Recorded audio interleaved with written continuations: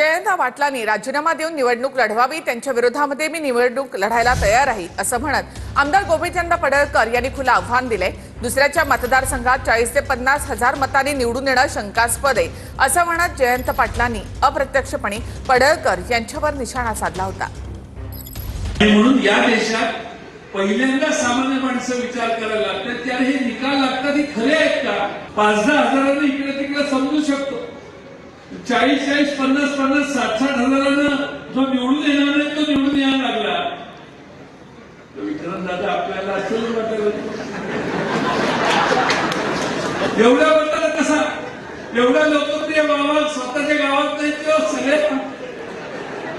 मला जयंत पाटलांना हे सांगायचं आहे,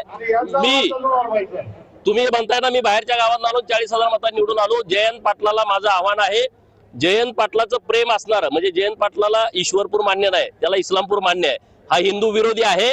त्या हिंदू विरोधी जयंत पाटलाला माझं चॅलेंज आहे, तुम्ही उद्या महाराष्ट्राच्या विधानसभाच्या अध्यक्षाला जाऊन भेटा, राजीनामा द्या, मी तिथं निवडणूक लढवतो ईश्वरपूर मध्ये।